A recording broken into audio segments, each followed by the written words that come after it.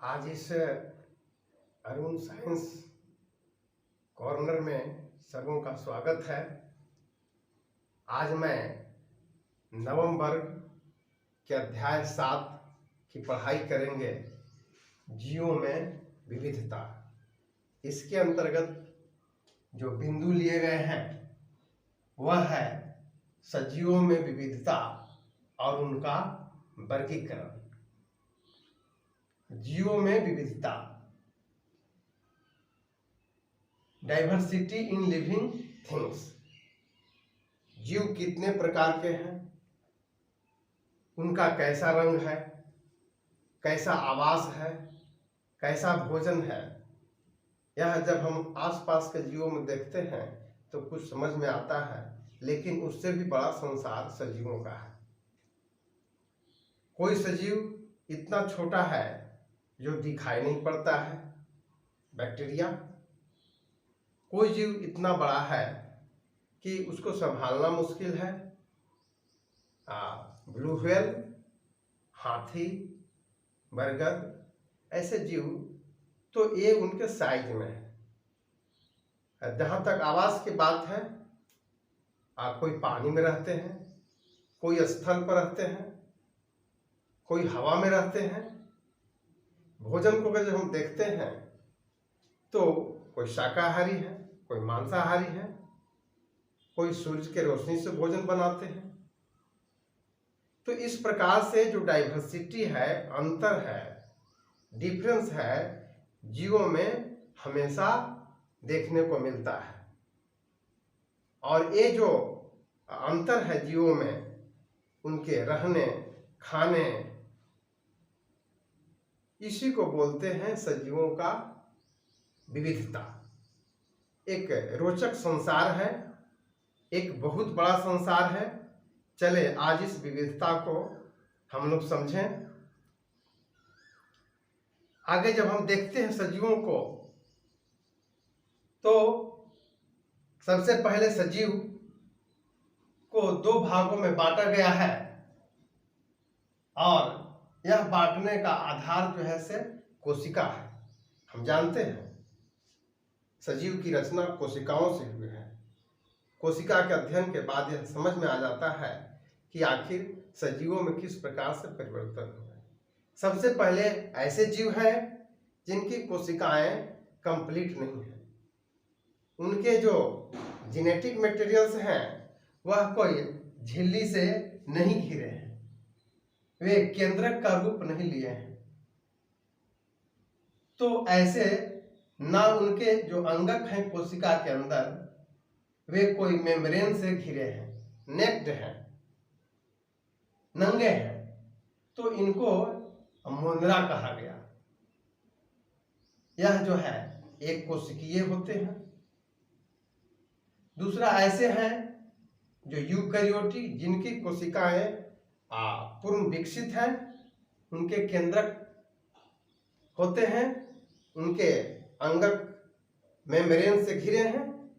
इनको यूकैरियोटिक कहा गया, जो हम पिछले अध्याय में पढ़े हैं कि कोशिका दो प्रकार के होते हैं, प्रोकैरियोटिक और यूकैरियोटिक। उसी आधार पर सजीवों को भी सबसे पहले दो भागों में बांटा गया है, प्रोकैरियोटिक और यूकैरियोटिक।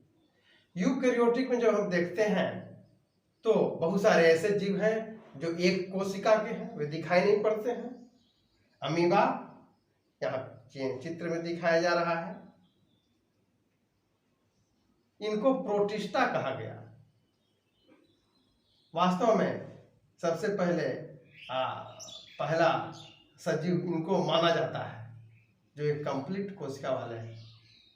बहुकोशिक जीवों को जब देखते हैं तो उनको दो भागों में बांटा गया है, कोशिका भित्ति जिसमें है और दूसरा कोशिका भित्ति नहीं है। हम लोग सेल में पढ़े हैं कि कोशिका जो है एक सेल मेम्ब्रेन से घिरा होता है, कोशिका झिल्ली से, और एक और बाउंड्री होता है, बाहरी बाउंड्री, जिसको कोशिका भित्ति कहा जाता है, सेल वॉल। यानी शब्दों में अंतर है, सेल वॉल, सेल मेम्ब्रेन। तो सेल मेम्ब्रेन सभी में होते हैं, लेकिन सेल वॉल सभी में नहीं होते हैं। जिसमें होते हैं उनको दो भागों में बांटा गया है, फंजाई और प्लांटी। प्लांटी से हम लोग बहुत परिचित हैं, पेड़ पौधे, पादप जो सूरज के रोशनी से अपना भोजन बनाने के सक्षम है, तो इनको प्लांटी कहा गया। और फंजाई जो कोशिका भित्ति तो है, लेकिन यह सूरज की रोशनी से भोजन प्राप्त नहीं करके ये पौधे और जंतु के अवशेष जो रह जाते हैं लंबे समय तक मिट्टी में किसी जगह पर, उनको अवशोषित करके अपना भोजन प्राप्त करते हैं।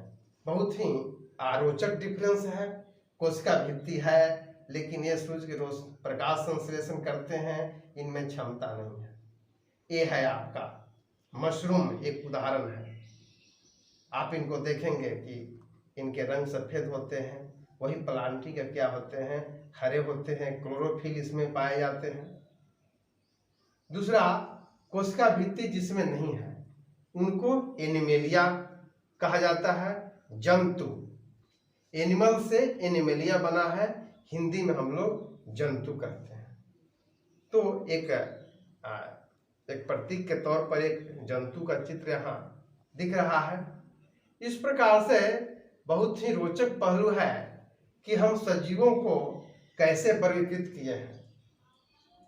सामान्य तौर पर हम सब समझते हैं सजीव दो प्रकार के होते हैं, पौधे और जंतु। और इनका जो आधार लिया गया है वह कोशिका भित्ति लिया गया है। यह निश्चित रूप से याद करने की चीज है।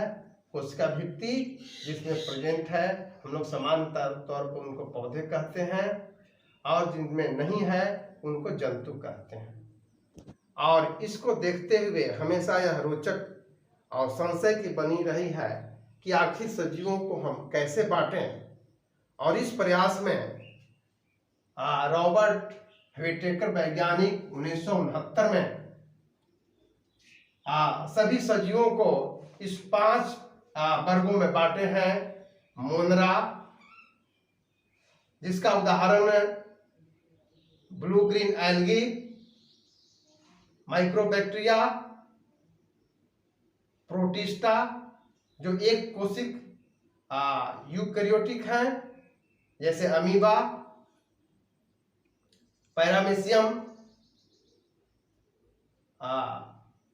फंजाई जिसके उदाहरण आपको मशरूम है जो सड़े गले डीके चीजों से, ऑर्गेनिक चीजों से अपना भोजन प्राप्त करते हैं। प्लांटी जो सूरज के प्रकाश लेते हैं और बाहर से जो कार्बन डाइऑक्साइड और जल के अणुओं को जोड़ करके अपना भोजन निर्माण करते हैं, वो हुआ प्लांटी। एनिमेलिया जिनमें कोशिका भित्ति नहीं होता है, वे प्रकाश संश्लेषण नहीं कर सकते हैं और अपना भोजन के लिए पौधों पर अल्टीमेटली निर्भर करते हैं। तो हम यह दिमाग में रखें कि सजीवों को जो वर्गीकरण किया गया है वह 5 वर्गों में बांटा गया है, मोनरा, प्रोटिस्टा, फंजाई, प्लांटी, एनिमेलिया। यही आपको बेसिक वर्गीकरण किया गया है, जो हमें दिमाग में हमेशा एक पिक्चर के भांति 5 खंडों में समझना चाहिए। ये चित्र से भी स्पष्ट हो रहे हैं, हर एक ग्रुप से एक चित्र बनाए गए हैं। और किसी भी सजीव, किसी भी इंडिविजुअल सजीव को पूरी तरह से समझने के लिए उनको कुछ आइडेंटिफिकेशन दिए गए हैं, और ये आइडेंटिफिकेशन के शब्द ये सब हैं। उनको नाम भी हम एक वैज्ञानिक नाम देते हैं, होमो सैपियन मनुष्य का नाम है। और इसी प्रकार से जितने सजीव हैं उनका भी 2 शब्द का नाम होता है। पहला शब्द वंश को इंगित करता है, रिप्रेजेंट करता है, और दूसरा शब्द जाति को। और इसी प्रकार से अन्य चीजों को जानने के लिए ये सब जगत, फाइलम, वर्ग, कुल, वंश और जाति के रूप में उनका पूरा आइडेंटिफिकेशन होता है। और वे संसार में, वे वर्ल्ड में, अध्ययन के क्षेत्रों में उनके बारे में पूरी जानकारी मिलती है। तो इस प्रकार से आज हमने सजीवों में विविधता, एक रोचकता लिए हुए है और उनका वर्गीकरण का अध्ययन किए और इसको समझे। हमें इनको दिमाग में रखना है। और धन्यवाद।